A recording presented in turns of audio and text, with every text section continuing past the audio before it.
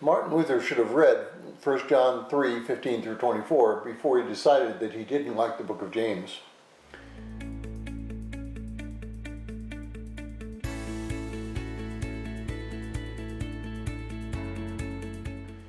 Well, if you're joining us in reading through this 60-day reading plan, today's reading is 1 John chapter 3, verses 15 through 24, and I encourage you to read that passage.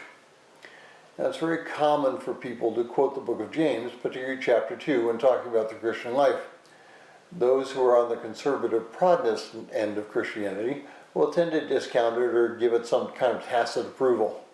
Those who are on the liberal side or on Catholic and Eastern Orthodox side will somehow acquaint the passage to salvation. Unfortunately, they're both wrong. Having a personal relationship with Christ is what brings us salvation.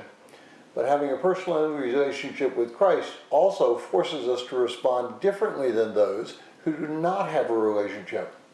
We are functioned differently because we are different. Verses 16 and 17 of this passage should surely sting those who come from a Protestant background. And it says that works are not important. Works are critical to the expression of our salvation. Works are important so that we gain more insight into our salvation.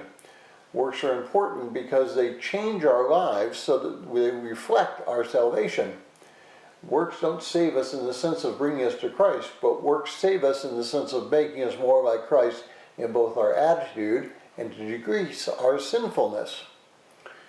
But before those on the Catholic and Eastern Orthodox side become too puffed up with pride, we need to jump down to verses 18 through 22. These verses are relationship-based. For us to work and grow in Christ, we must first have a relationship. It is not a relationship that is based on works. It is a relationship that's based on faith, Ephesians 2:8 through 10. Because of this relationship based on faith, we can have fellowship with God.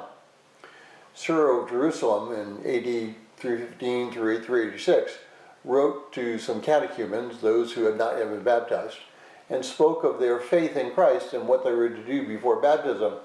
This is precisely what I did before I was allowed to marry my wife Toni in 1972.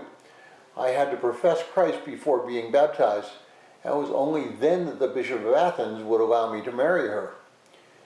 Our earthly salvation has two parts, faith and works. John, James, and Paul all agree on this.